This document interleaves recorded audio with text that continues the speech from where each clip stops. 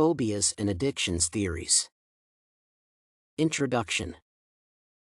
Classical conditioning is a theory that was developed by Ivan Pavlov, which proved that behavior in people and animals can be directed using an external stimulus. He did this by placing a signal before a natural reflex, so that the subject associated the signal with the stimulus, and acquired conditioned response. The operant conditioning theory was developed by B.F. Skinner, which proved that behavior in people is acquired and maintained through reinforcements. Positive reinforcement encourages the behavior, and negative reinforcement discourages the behavior. These two behavior theories can be used to describe the development of phobias and addiction in people and to help psychologists measure the behavior of patients to understand their condition better. Development of phobias through classical conditioning. A phobia is defined as an intense fear of something, either an object or a situation. Classical conditioning can develop phobias when a subject associates with a situation or a thing that invokes distress and fear. This causes the subject to be distressed every time he faces the situation or the object. It is referred to as a conditioned response. Ivan Pavlov proved it through animals, but Watson and Rayner went further to prove that it was also possible in humans.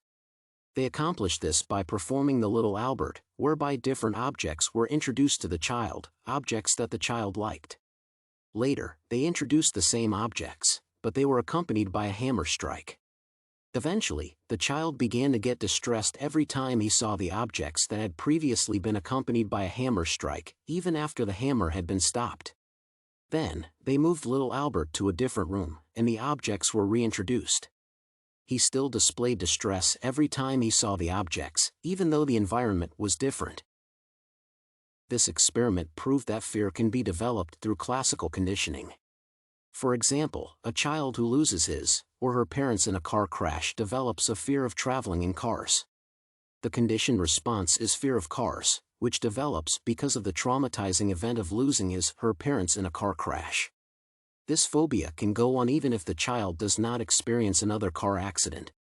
It becomes a reflex response every time the child is traveling in a car, and it continues even as the child grows and develops. Therefore, this phobia of traveling in cars can be attributed to classical conditioning. Development of addiction through operant conditioning. Addiction is the abuse of a substance in order to change one's moods. It can also be abuse of an action or a practice, such as physical exercise. The object of addiction can vary in different people, but the similar result is instant gratification. For example, a person will be addicted to alcohol because of the relief one feels when drunk, and the brief period of freedom from one's worrisome thoughts. The core of operant conditioning is reinforcement, and in addiction, the instant gratification is positive reinforcement that encourages the action. Every time an alcoholic indulges in alcohol, she feels instant pleasure because of drinking the alcohol. Therefore, an alcoholic associates alcohol with good emotions, which makes him/her continue the addiction. Skinner's experiment with rats in a box proved this theory.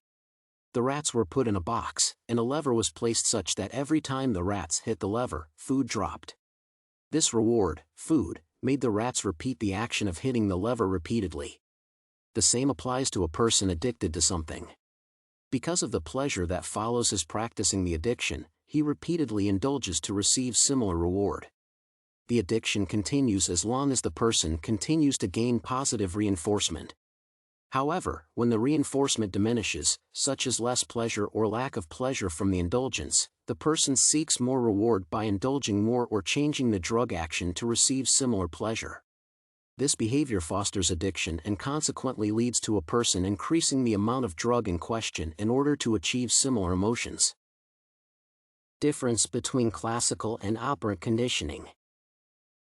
Although both classical and operant conditioning are theories about external influences and a person's behavior, the main difference is that classical conditioning focuses on involuntary behavior, while operant conditioning focuses on voluntary behavior. In classical conditioning, the relationship studied is between a stimulus and a natural response, but in operant conditioning, the relationship studied is between an action and its subsequent result. There is a principle of positive or negative consequence of the action in operant conditioning, but in classical conditioning, the subject's action has no such consequence. the subject is passive and only reacts to the stimulus. In operant conditioning, however, the subject is active and the actions have consequences. Extinction. Extinction refers to the diminishing and eventual cessation of a response. In classical conditioning, the response diminishes when the stimulus is removed for some time. This shows partial extinction. However, when the stimulus is reintroduced, the response is recovered. Therefore, in classical conditioning, separation from the stimulus brings about cessation of a response, referred to as extinction. Pavlov's experiment showed that extinction does not return a subject to the unconditioned state. A spontaneous recovery of the response can occur when the stimulus is reintroduced after a period of separation. Spontaneous recovery explains why phobias can last a lifetime. The phobias diminish after long periods of separation from the stimulus but return when a subject faces the stimulus again. In operant conditioning, extinction occurs when the positive reinforcement diminishes or is no longer there.